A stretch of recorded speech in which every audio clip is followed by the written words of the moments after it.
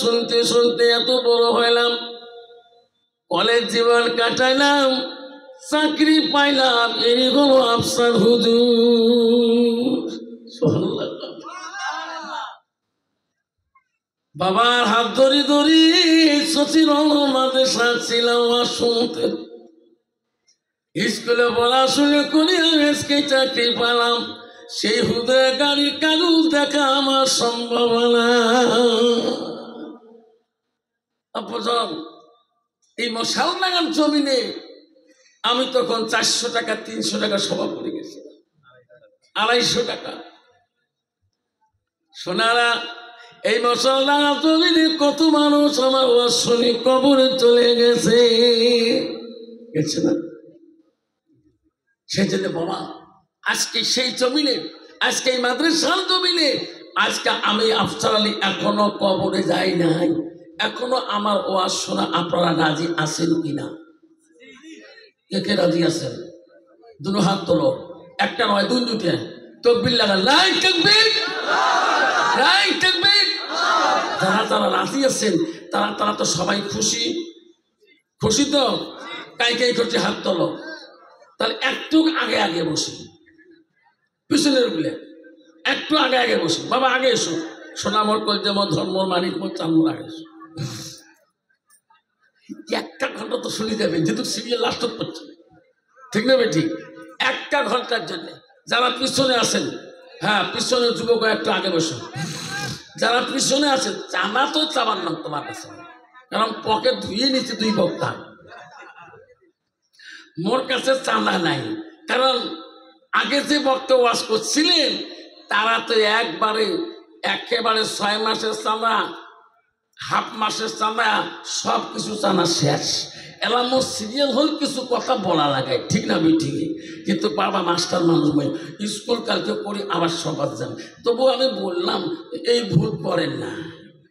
কে ইন্না জাদিদ, নতুন বস্তু স্বাদ বেশি, নতুন বস্তু স্বাদ বেশি। কন্ত বাবা, নতুন দুলেহা পর্যন্ত নতুন বড় দেখে না, নতুন বৌমাক দেখে না। তা আমরা হলো পুরান দুলেহা, আমার সগাই চেনে, সগাই ইউটিউব দেখে, কিন্তু নতুন 2টা পড়াচ্ছে উমাক আগে তো মানে পুরান মানুষটার ফাঁকা ফেল বোল্ট, ঠিক না ঠিক? তা যা হোক, আমি যদিও পুরান হই, আমার ভক্ত, আমার ভালোবাসা যারা আছেন, এত রাত 2টা পার হয়ে গেছে, তবু আমি আল্লাহর কাছে এই মশাল ডাঙ্গার জমিনে বড় খুশি। সবাই একবার তাকবীর লাগান, নাই তাকবীর। আলহামদুলিল্লাহ, আলহামদুলিল্লাহ রাব্বিল আলামিন। ولكيبة للمتقين والصلاة والسلام على رسوله الكريم. أما بعد، أعوذ بالله من الشيطان الرجيم. بسم الله الرحمن الرحيم. إن المسلمين والمسلمات والمؤمنين والمؤمنات صدق الله العظيم. قال النبي صلى الله تعالى عليه وسلم: لا يؤمن أحدكم حتى تكون أحب إليه من والده وأولاده والناس أجمعين، أو كما الصلاة والسلام. بسم الله الرحمن الرحمن الرحيم إن الله وملائكته يصلون على النبي يا أيها الذين آمنوا صلوا عليه وسلموا تسليما اللهم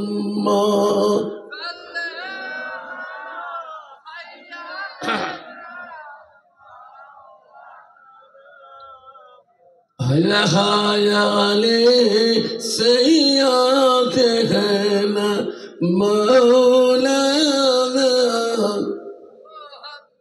لا إله لا إله সবাই পড়ো লা ইলাহা জোরে পড়ো লা ইলাহা আরো পড়ো লা ইলাহা সবে নবীজির নবী চিনি সবে নবীজির নবী চিনি তিনি হলো কাউসারওয়ালা পড়ো লা ইলাহা পড়ো লা ইলাহা আকাশের মালিক যে আল্লাহ জমিনের মালিক সেই আল্লাহ পড়ো লা ইলাহা লা ইলাহা ইল্লাল্লাহ মুহাম্মাদুর রাসূলুল্লাহ সবাই মুহাম্মদ পড়ো সাল্লাল্লাহু আলাইহি ওয়াসাল্লাম আপনারা আমার এত রাতে বসে আছে পৃথিবী নবীজির দুশ্মন সবচেয়ে বড় দুশ্মনী করছিলেন আবু জেহেল তফসিরে আছে নবীজিকে প্রতিটা কাজের মধ্যে আবু জেহেল বাধা দিয়েছিলেন যেমন ফেরাউনকে বলছিলেন তার মন্ত্রী বলছিলেন মহারাজ আপনি যদি মুসা নবী ধর্মকে বন্ধ করতে চান তাহলে এই এলাকায় বিশ্ব রাজ্যে যত ইসলামী প্রতিষ্ঠান আছে মাদ্রাসা মক্তব আছে দ্বীনি শিক্ষা প্রতিষ্ঠান আছে আপনি তালার আগে বন্ধ করে দেন হামান তখন তার মন্ত্রী ছিলেন হামান বুদ্ধি করলেন মহারাজ আপনার কথা আমি ফেলে দিতে পারি না দ্বীনি প্রতিষ্ঠানকে বন্ধ করতে হলে এই দেশের ইসলামী প্রতিষ্ঠানগুলো বন্ধ করতে হবে তারপরে তোমাকে মানুষ খোদা বলি মানিয়ে নেবে যতদিন ইসলামী প্রতিষ্ঠান বন্ধ হবে না অতদিন আপনি প্রাণ খোদা নেবেন করে লাভ হবে না কারণ তার স্ত্রী আসিয়ে তো তার খোদা বলে মানে না আসিয়ে বলছিল গো স্বামী আপনি যদি খোদা হতে পারেন আপনার তো দেখা যায় আপনার চেহারা আছে আপনার সব কাঠিন আছে আপনি তো খোদা না আমার খোদা দেখা না যায় যেরকম সুবহানাল্লাহ আসিয়াকে বলছে আসিয়া রে তুমি যদি আমাকে খোদা করে না মানো হ্যাঁ আসিয়া তুমি আমাকে খোদা করে না মানলে দেশের মানুষ আমাকে খোদা বলবে না আসিয়া বলছে স্বামী গো আমি তো তোমাকে খোদা বলি মানবো না আপনি আমার স্বামী গো আমি তোমার পায়ের তলে দাসী আপনি আপনার সব কিছু খেদমত করা রাজি আছি আমি সব কিছু তোমাকে ভালোবাসা দেওয়া রাজি আছি কিন্তু খোদা বলি স্বীকার দেওয়ার আছি না আমাকে যাকে আমি খোদা বলি ডাকি সেই খোদাকে দেখা যায় না সেই খোদা নিরাকার আমার খোদা একজন ও গোস্বামী আমার খোদা একজন আল্লাহ বলল বান্দারে আমার খোদা তোমার খোদা কয়জন আসিয়া বললেন শোনো শোনো স্বামী ওই খোদাকে আমি মানি যে খোদা বলবো আল্লাহু আহাদ আল্লাহুস সামাদ যেরকম সুবহানাল্লাহ আব্বাজান শোনাচ্ছেন না? একদিন আবু জেহেল, যে দুশ্মনের কথা বলছিলাম, নবীজির চাচা আবু জেহেল, তফসিরে আছে গভীর রাত হয়েছিলেন। আবু জেহেল ঘুম থেকে উঠছিলেন, উঠি দেখি ওনার বাড়ির সামন দিয়ে বহুত লোক দলবান নিয়ে যেতেছে। আবু জেহেলকে এত মানুষ যায় কোথায়?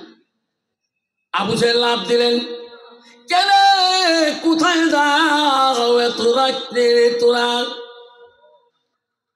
যাও কোথায়? তোরা যাও কোথায়? কোথায় তোমরা যাচ্ছ? সব লোককে আবু জেহেল আটক করে দিলেন। দাঁড়াও দাঁড়াও, কোথায় তোরা যাও? কোথায় তোরা যাও? এত রাত্রে তোরা কোথায় চলে যাচ্ছে? তখন লোকরা বলছিল, ও আবু জেহেল, তুমি জানো না আমরা কোথায় যাই? তুমি জানো না? আখিরি জামানার নবী আবদুল্লাহর কলিজার মনি, আমেনার কলিজার ধন মুহাম্মদ রাসূলুল্লাহর কাছে দেয়া আমরা কলেমা পড়ে মুসলমান হতে চাই। সুবহানাল্লাহ। আবু জেহেল বলছিস, রাখো, মুহাম্মদের সাথে আমার সম্পর্ক কি তোরা জানো না? কার কাছে দাও? না না, আমারে শুনে রাখেন, নবীর ভালোবাসা তোমাদের অন্তরে আছে কিনা? এটা তো নবীর বাড়ি গো। আল্লাহ রাসূল বলল কি, লা ইউমিনুনা আহাদুকুম হাত্তা কুনা হাব্বা ইলাইহি মিন ওয়ালিদিহি ওয়া আওলাদিহি ওয়ান নাসি আজমাইন। আমার নবী বলে, ওই মানুষটা অতক্ষণ পর্যন্ত পূর্ণাঙ্গ মুমিন হইতে পারে না, মুসলমান হইতে পারে না, যতক্ষণ পর্যন্ত নিজের সন্তান, পিতা মাতা, অন্য মানুষের থাকি, মালক থাকি, আমার নবীর ভালোবাসা উম্মতের ভিতরে থাকবে না। আবু জেহেলকে বলছিল, আবু জেহেল আমাদেরকে বাধা দিস না। কেন? আমরা মুহাম্মাদের কাছে যাব রে। আবু জেহেল আখিরি জামানার নবী আব্দুল্লাহর ছেলে, আমেনার কলিজার বলি, সত্য ধর্ম প্রচার করে রে, তার কাছে আমরা কলেমা পড়ে মুসলমান হব। ও আবু জেহেল, আমার পথ ছাড়ে দাও, আমরা চলিয়া যাব। আবু জেহেল বলছে, দাঁড়াও দাঁড়াও, তোমাদেরকে পথ ছাড়িয়ে দেওয়া হবে। ও বলো, শোনো, জানো না মুহাম্মদ একজন জাদুকর, ইন্দ্র জাদুকর, উনি জমিনে সব জাদু লাগায়, জমিনে জাদু করে, সব জিনিসে জাদু করে। তোরা যদি মুহাম্মদের কাছে কলেমা নিয়ে মুসলমান হইতে চান, এ ভাই, মুহাম্মদ পৃথিবীর নিচে, জমিনের নিচে সব জাদু করে রে, আকাশে জাদু লাগাইতে পারে না। তোরা যদি যাও, মুহাম্মদকে যা বলবেন, এই আকাশে যে চন্দ্রটা দেখা যায়, এই আকাশের চন্দ্রটাকে যদি তোমাদের নজরে যদি তো খণ্ড করে দেখে দিতে পারে, তাহলে তোরা মুসলমান হয়ে যাবে। সুবহানাল্লাহ, সুবহানাল্লাহ। আবু জেহেল বুদ্ধি দিলেন। বেঈমানের কত বুদ্ধি, যেরকম ঠিক না ঠিক, যে মুহাম্মদ সাল্লাম আকাশের চন্দ্রটা যদি দুখণ্ড করে দিতে পারে, তাহলে ওনার জন্মটা গ্রহণ করে নেবে। আল্লাহ রাব্বুল আলামিন বলে দিয়েছে, এই পৃথিবীর মানুষ, তোমরা জেনে রাখো, পৃথিবীতে এত ধর্ম আছে, আমি আল্লাহ নিজেই পছন্দ করেছিলাম। আমার পছন্দনীয় ধর্ম হলো ইন্না দীনা ইনদাল্লাহুল ইসলাম, আমার পছন্দনীয় ধর্ম হলো ইসলাম। জোরে বলুন সুবহানাল্লাহ, জোরে বলুন সুবহানাল্লাহ। এটা আমার পছন্দ নয়, এটা আমার চাওয়া ধর্ম নয়, এটা আল্লাহ রাব্বুল আলামিন নিজেই ঘোষণা করিয়েছেন। আমার কাছে সত্য ধর্ম হলো, আমার পছন্দনীয় ধর্ম হলো ইসলাম। যেরকম কি, যদি বলেন কি ইসলাম মানে কি, যেরকম ইসলাম মানে কি, সিল্লি বলবেন কি? বর্তমান সমাজে শান্তি আছে, যেরকম আছে। এই যে তোমাদের বেঙ্গলে এসআইআর শুরু হয়েছে, তাই সবাই অশান্তি নিয়ে খালি কলকে ধাগাও ধাগাও লাগাইছে, ঠিক না বুঝি? আমার আসামে এলা শান্তি, এসআইআর হয়ে গেছে। যে 11টা কোট মারি খারাপ করে আমার অ্যাড্রেস আসি যায়, আমার টেনশন নাই। এলা তোমার টেনশন করছে অশান্তি, যেরকম ঠিক না ঠিক? যার 2002 সালের ডকুমেন্ট নাই, তাই ভাত খেতে গালার লাগায়, মাইও পানি আন, ঠিক না ঠিক? বাবা আমার বক্তব্যগুলো হাদিস করে মাধ্যমে একটু চিন্তা ভাবনা করে নিবে। আমার মা বোনেরা, ও মুসলমান মা বোনেরা, নাজিরহাটের মা বোনেরা, বহু দূর থেকে কোথাবাড়িতে এসেছেন মা গো, বহু চিতর থেকে এসেছেন মা। এত রাইতে কোথায় যাবে মা? আধা ঘন্টা ওয়াজ শুনে যান, হাদিসের কথা শুনে যান, জিন্দেগি পরিবর্তন হয়ে যাবে। আবুদের প্রশ্ন দিয়েছে, তোরা চাও মুসলমান হও, বাধা নেই, কিন্তু প্রশ্ন হলো আকাশের চন্দ্রটা দুখণ্ড করে যদি দেয়, দেখাতে পারে, তারে তোরা কলেমা পড়ে মুসলমান হলেন, এর আগে তোরা হবেন না। সব বিদিনা বলো, আবুদের রে পৃথিবীর জমিনে এমন কোন নবী এসে নাই আকাশের চন্দ্র দুখণ্ড করে দেখাইতে পারে নাই।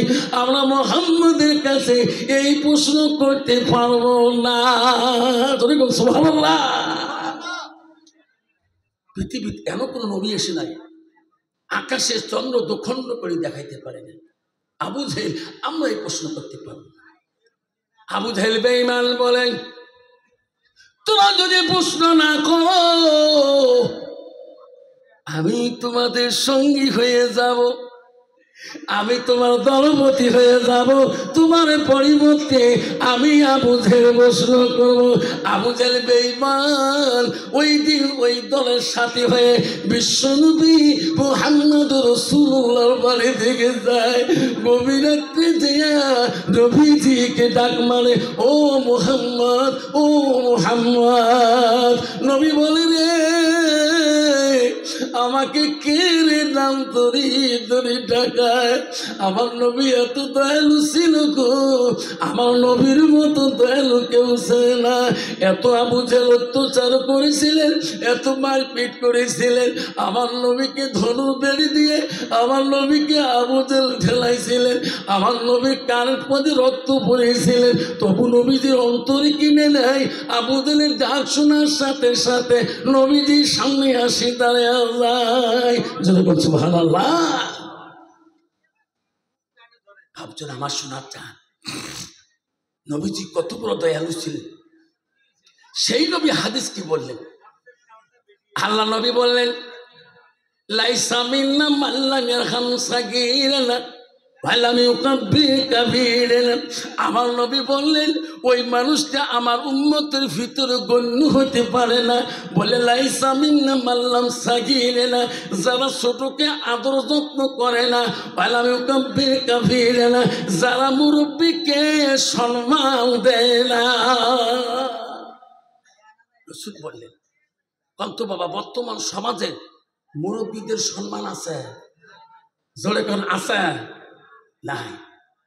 মুরব্বীর সামনে বর্তমান যুগের ছেলেরা সিগনেচার তো কমন, আর গুটকিয়ে তোমার তীব্রতা নাই রে বাপ, খালি ভুটুর ভুটুর করে ফাটায়, এই আঙ্কুরি মুখ দেয়, ধুমে ছাড়িয়ে দেয়। চাষা হোক ভাসতে হোক, সকালের সামনে এই যে গোল ফিল্টার লাগাইয়া, বাপরে বাপ, বাবালা পরে বাবু ওই ঘর থেকে ধুমে বেরিয়ে গেলে আগুন ধরছে না। বাপ আস্তে আস্তে ঘরের দুটো দেখে ধুমে খুবই স্যান বেরিয়েছে। এ বাপ করে এটা তো আগুন নাগা স্যান নেওয়া, এটা আমি কোন ধুমে? ঘরতলা ভুলকি মারি দেখে চতুর্পাহে রুম ঢাকা, ধুমে বের পায় না, ওই দুয়ারে ফাঁক দিয়ে আসবে লাগছে। বাবা তো দুয়ারে ফাঁকের সময় দেখে ধুমে স্যান, এরা লোকি ভুলকি মারি দেখে বেটা ফিল্টের খাবার লাগছে। বাবা তুই ঘরের মধ্যে 10 মিনিট আগত কি খাবো? তোর বাপ কোনদিন খোয়াইছে ফিল্টার ফিল্টার? বাবা বাবা এই তো ছেলেদের বর্তমান মুরব্বীদের সম্মান। তোরা ঠিক রাখবি, ঠিক বাপের সামনে বিড়ি খায়, সিগারেট টানে, গুটকে টানি ছেড়ে খায়। হাই রে, এই তো শিক্ষিত জীবন। আব্বার আল্লাহ রসুল হযরত আব্বাস হইতে হাদিসটা বর্ণিত আছে, লাইসা মিন্না মান লাম ইয়ারহাম সাগীরানা ওয়া লাম ইউকাব্বির কাবীরানা। আমার রসুল বললেন, ওই মানুষ ততক্ষণ পর্যন্ত পূর্ণাঙ্গ মুমিন হইতে পারে না, পূর্ণাঙ্গ মুসলমান হইতে পারে না, যতক্ষণ পর্যন্ত ছোটকে আদর যত্ন করবেন না আর মুরব্বীকে সম্মান যাবেন না। সম্মান দেওয়া জানতে হবে। বাবা রে, তুমি জ্যাঠো হয়, তোমার জ্যাঠো গ্রামের বড় মুরব্বী মানুষ, তোমার জ্যাঠো আব্বা হয়, সম্বন্ধে তোমার চাচা হয়, সম্বন্ধে তোমার একজন মামা হয়, তোমার মুরব্বী, তাকে সম্মান দিতে হবে। আল্লাহ রাসূল সম্মান দিয়েছিলেন আবু জেহেলকে। আপনি আসে বেরিয়েছিলেন, চাচা কোনোদিন আমাকে আর ডাকেন নাই, আজকে এত রাইত আমাকে কেন ডাকছে? আবু জেহেল, তুমি জানো না মোহাম্মদ রে, তুমি জানো না কেন ডাকতেছি? দেখো আমার পিছনে কত মানুষ। ও মোহাম্মদ, আজকে এই লোকগুলা তোর কাছে ইসলাম গ্রহণ করিতে চাই। মোহাম্মদ, ওনারা কেন আসলেন? আমি তাদের সঙ্গী হয়ে কেন আসলাম? মোহাম্মদ রে, তোর কাছে একটা জিনিস দেখতে চাই, কি তোমার কাছে ইসলাম গ্রহণ করতে চাই। ইসলাম গ্রহণ করার আগে এ মোহাম্মদ, আকাশে যে চন্দ্রটা দেখা যায়, আকাশের চন্দ্রটাকে তুমি এনাদের সামনে নজরে দুখণ্ড করে যদি দেখাইতে পারো রে, এনারা কলেমা পড়ি মুসলমান হয়ে যাবে।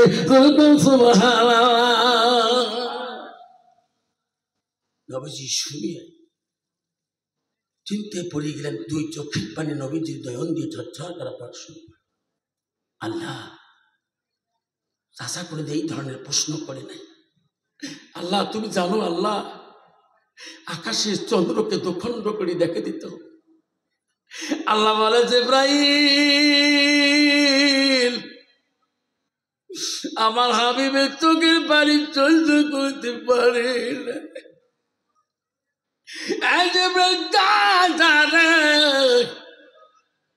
আমার নবী কান্দে কারে, আমার নবীর পানি আমি আল্লাহ সহ্য করতে পারি না। আমি আল্লাহ পৃথিবীতে জিবরাইল ওই নবীকে আমি রহমাতুল লিল আলামিন হিসেবে পাঠিয়ে দিয়েছি। যেরকম সুবহানাল্লাহ। যা জিবরাইল, আমার নবীর চোখের পানি সহ্য করতে পারি না। জিবরাইল, আমার হাবিব জবান দিয়ে আমার নবী যা বলবে রে, আমি আল্লাহ তাই করিয়ে দিয়ে দেখাবো। যেরকম সুবহানাল্লাহ। আরে নবী বলেন, চাচা আকাশের চন্দ্র দুখণ্ড করিতে হবে। হ্যাঁ চলো হিজার গুহার মধ্যে পর্বতের দিকে। নবীজি সব লোকগুলাকে হীরা গুহা পর্বতের দিকে নিয়ে গেলেন। সব লোক দাঁড়িয়ে রইলেন। আমার নবী রহমতের নবী গো, যে নবী জীবনে গুনাহ করে নাই, পাপ করা জানে নাই, যে নবীর জীবনে এত কষ্ট করেছে গো, পৃথিবীর সব নবীর কষ্টর জীবনে যদি এক পালা ওজন করা হয়, আমার নবীর 63 বছরের কষ্ট যদি এক পালা ওজন করা হয়, পৃথিবীর সব নবীর কষ্টর পাল্লা থেকে আমার নবীর কষ্টর পাল্লা ভারী হয়ে যাবে।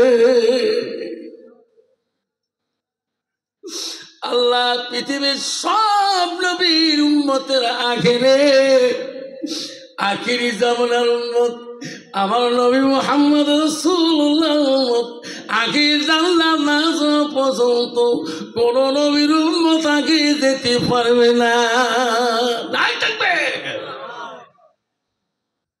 আগে যেতে পারবে না অন্য কোন নবীজি মুহাম্মদ সাল্লাল্লাহু আলাইহি উম্মত আগে জান্নাত যাবে, তারপরে অন্য নবীদের উম্মত জান্নাত যাবে। যেরকম সুবহানাল্লাহ। তাহলে বাবা আজকে আমার আখিরি জামানার নবী উম্মত হয়ে আছি। আজকে আমাদের উম্মতের চিনুক তো আমাদের উম্মতরা কিরকম হইতে হবে। যেরকম ঠিক না ঠিক? নবীর ভালোবাসা অন্তর, নবীর ভালোবাসা রাখতে হলে নবীর ভালোবাসা কেমন গো হুজুর? কেমন নবীর ভালোবাসা? নবীর যদি ভালোবাসা উম্মত হতে চান, নবীর যে 10টা দাইনি সুন্নত তোমাদের শরীরে থাকতে হবে। কয়টা? যেরকম কয়টা? 10টা। আজকে মুসলমানকে যদি যাচাই করেন 10টা ডাইনি সুন্নত আছে কিনা, ও মা বোনরা শুনি রাখো, এটা তোমাদের বোঝা বিশাল জিনিস। মা মুসলমানের 10টা ডাইনি সুন্নত রাখতে হলে ওই মানুষটা নিশ্চয় মুমিন হয়ে মুত্তাকিন হয়ে পৃথিবীতে ইন্তেকাল করবে। যে মুসলমানটার ভিতরে শরীরের মধ্যে 10টা ডাইনি সুন্নত থাকবে। যেরকম সুবহানাল্লাহ। রাসূল 1 নম্বরে বলল এই মাথায় টুপি রাখাটা একটা ডাইনি সুন্নত। যেরকম সুবহানাল্লাহ। সুবহানাল্লাহ। নবী 2 নম্বরে বলল মোচ কাটি ফেলে দেওয়া টাকা দাইনি সুন্নত, আর দাড়ি রাখাটা দাইনি সুন্নত, প্রতি ওয়াক্ত নামাজের আগে 5 বার মেসওয়াক করাটা দাইনি সুন্নত। আব্বারে 3 তরিকায়, 1 তরিকের মধ্যে চুল রাখা, লিম্মা জিম্মা রফরা। নবী বললেন 3 তরিকায় 1 তরিকে চুল রাখাটা নবী বললেন দাইনি সুন্নত। তুমি নাড়িয়ে করো, নাহলে মুড়িয়ে করো, নাহলে তুমি সুন্নত বাবরি রাখো। এমনভাবে বাবরি রাখো যাতে তোমার কানের নথি পর্যন্ত থাকি যায়, যাতে তোমার বাবরি লম্বা হয় না, তোমার বাবরিও লম্বা, মোসও লম্বা, দাড়িও লম্বা। ওটা নবীর সুন্নত না, ওটা হল রবীন্দ্রনাথ ঠাকুর। খারাপ লাগছে বাবা? খারাপ লাগছে? কত বাবা বর্তমান যুগের ছেলেরা চুলের কাটিং আছে, কাটিং দিলে মাথা কাম করে না। এলারও মেশিন বেরিয়েছে, বা চুল কেসি দিয়ে কাটা খায় না।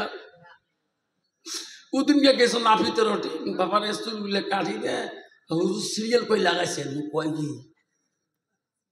সিরিয়াল লাগা করে আগাদিন ফোন করা হবে।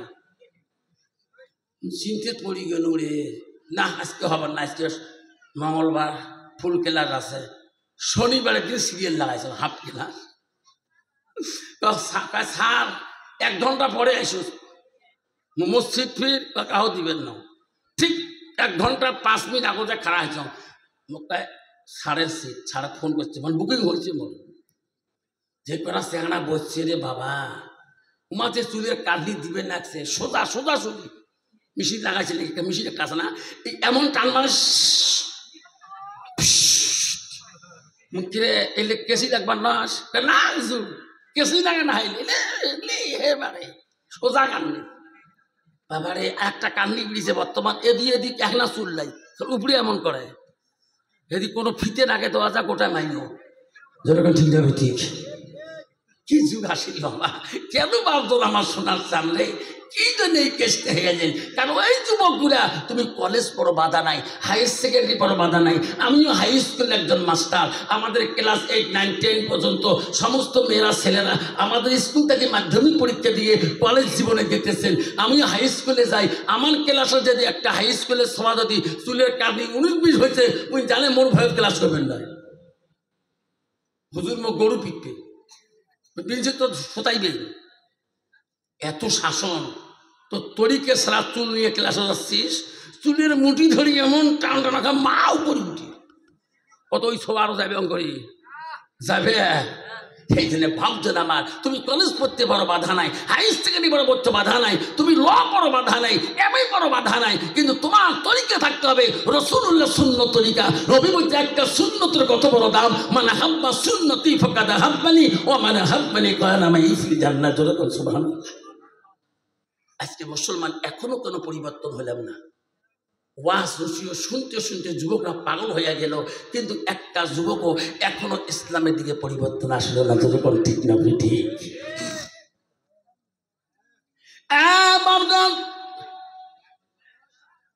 আমার নবীজি বললেন, চাচা গো আকাশের দিকে তাকিয়ে দেখো, আমার নবী সাদা আঙুলটা একবার চন্দ্রের দিকে যখন ঘুরাইলি, সঙ্গে সঙ্গে আকাশের চন্দ্রটাকে আল্লাহ 2 খণ্ড করে দেখিয়া দিলেন।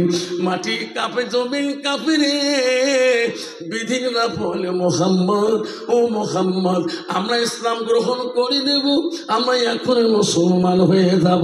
আকাশের চন্দ্র আর আমরা 2 খণ্ড হওয়া দেখতে চাই না। আবু জেহেল বলছে, না না এখনো মুসলমান হবেন না, মোহাম্মদ জাদু করি আকাশের চন্দ্র 2 খণ্ড করেছে রে, ইনি এখন চূড়া লাগাতে পারবে না। মোহাম্মদকে আবার বলা হবে 2 খণ্ড হওয়া চন্দ্রটাকে আবার যদি একত্র করে দিতে পারে, জোড়া লাগিয়ে দিতে পারে, তাহলে তোরা মুসলমান হবে, না হলে আগে মুসলমান হবেন না। আমার নবী আমার শাহাদত আঙুলটা 2 খণ্ড হওয়া চন্দ্রের সামনে আবার যখন আঙুলটা শাহাদত আঙুলটা একবার ঘুরায়, আল্লাহ আল্লাহ দুখণ্ড হওয়া চন্দ্রটাকে আবার একত্র জোড়া লাগিয়ে দেয়। যেরকম সুবহানাল্লাহ নাই থাকবে। দুখণ্ড হওয়া চন্দ্রটাকে যাকে বলা হয় সিকলুল কামার, আমার নবী এই মাজেদা দেখে পৃথিবীর জমিনে ইসলামকে জিন্দা করেছিলেন, ইসলাম আনিয়েছিলেন, এই কলেমা ইসলাম দাওয়াত প্রচার করেছেন। যদি বলছি নবী ঠিক এমনি আসি নাই, এই ইসলামটা এমনি আসি নাই, এই শান্তি ধর্মটা এমনি আসি নাই।